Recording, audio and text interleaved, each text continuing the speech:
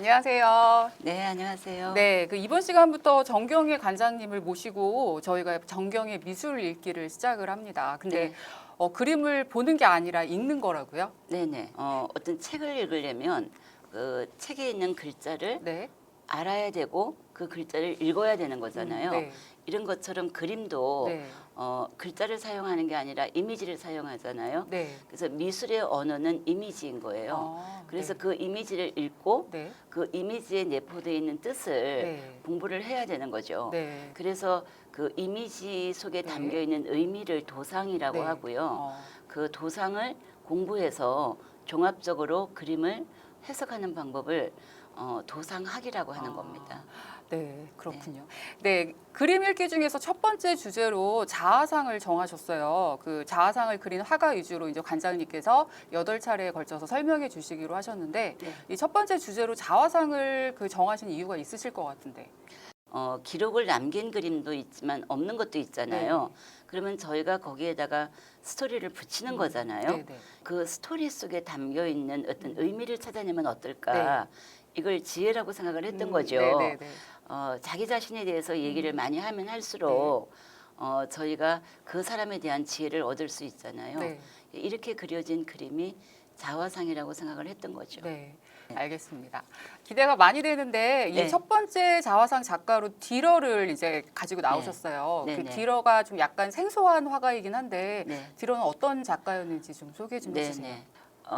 뒤로는 자화상의 아버지라는 네. 별명을 가지고 있고요. 어, 자화상을 통해서 자기가 이룩하고자 하는 부와 명예를 다 어, 거머쥔 작가예요. 네. 그러면 첫 번째 자화상부터 이제 보도록 하겠습니다. 네. 이 첫 번째 자화상은 모피 코트를 입은 자화상이라고 하는데 네, 머리도 되게 멋있고 예, 옷차림새도 되게 고급스러워요. 네. 제가 이제 첫 번째로 모피 코트를 입은 자화상을 가지고 나온 이유가 뒤로가 이제 여러 자화상을 그렸지만 네. 석점이 특히 유명하거든요. 시기적으로 보면 이거는 이제 늦게 그린 거예요. 뒤로의 어떤 자부심 그리고 자기의 네. 이런 것들이 너무 강하게 드러나 있는 네. 거죠. 근데 제가 그림을 잘 모르는 문외한이어서 그런지 모르겠지만 이 웨이브 진 머리나 네. 이 앞을 딱 바라보는 그 시선 때문에 그런지 네. 모르겠지만 그 약간 예수님 초상과도 닮았다 좀 이런 느낌도 들거든요. 네. 너무 정확하게 보신 거예요. 그런가요? 네, 아주 잘 보신 네. 거고요. 그 뒤로가 이제 모피 코트를 입었던 거는 본인은 귀족과 같은 신분이다라는 것을 나타내는 거였고요. 이 자화상에서 특히 저희가 좀 신경을 써야 되는 거는 예수님의 어떤 모상과 닮았다 이거잖아요. 이 당시에는 초상화를 그릴 때 청년을 그린다라는 거는 신만 가능했었어요. 가끔은 왕도 그렸죠.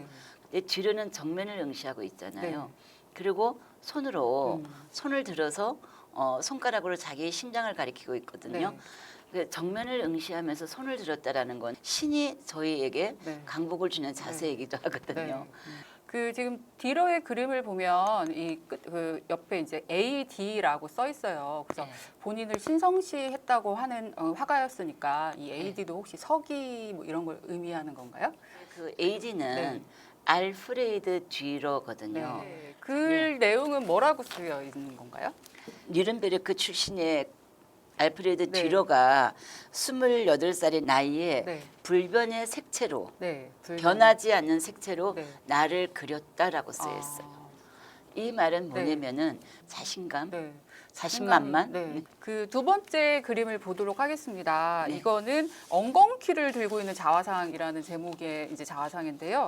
이 앞에 본 자화상보다는 얼굴이 되게 앳돼 보이네요. 당연하죠. 앞에 이제 그 모피 코트는 28이었고요.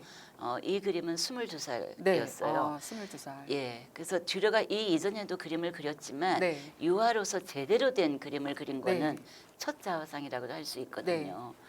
지금 그 엉겅퀴를 들고 있는 자화상이라고 했는데 엉겅퀴라는 단어가 자화상 안에 들어가 있어요. 이 엉겅퀴라는 게 무슨 의미가 있는 건가요? 예, 실제로 이제 그 당시에 듀러가 약혼을 했었나 봐요.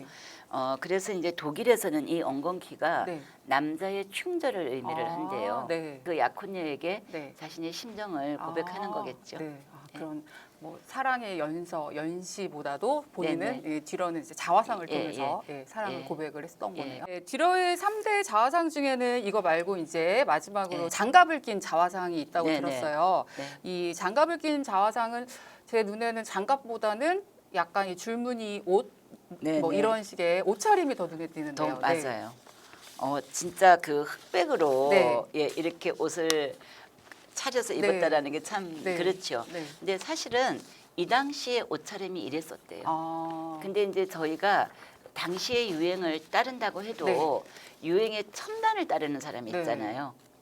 그 어떻게 보면 디러는 지금 식으로 얘기를 하면 한 뭐 연예인 뭐 예. 이런 뭐 아이콘 셀럽 같은 그런 느낌도 네네네, 있는 맞아요. 것 같아요. 이 마지막으로 좀 하실 말씀이 좀 있으실 것 같으세요.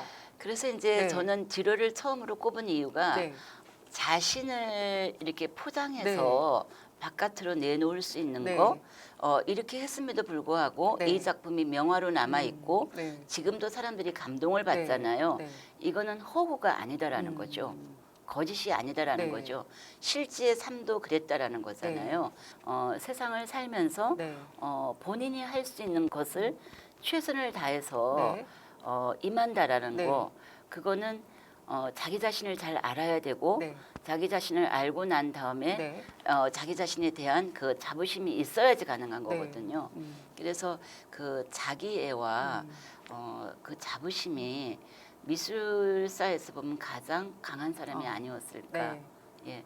그리고 멋지게 네. 소화해낸 사람이 아니었을까. 네.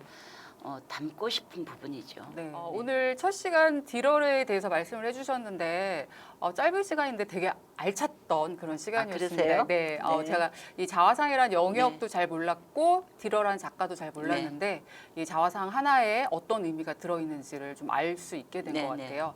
이 다음 시간에 소개시켜 주실 작가분은 누굴까요? 예. 이제 지료를 공부하다 보면 네. 너무 기죽을 수도 네. 있거든요. 네. 그래서 정말 세상을 알차고 네. 열심히 살았지만 네. 살아생전에 네. 크게 호평을 받지 않았던 작가도 있어요. 네. 그렇지만 거기에 굴하지 않았던 작가 네. 앙리 루소라는 네. 작가가 있거든요. 네, 벌써부터 기대가 됩니다. 네, 네, 네. 그럼 다음 시간에 저희가 그 앙리 루소에 대해서 이제 들어보기로 하고, 네. 관장님 오늘 감사했습니다. 저도 다음에 또 즐거웠습니다. 뵙겠습니다. 네, 감사합니다. 감사합니다.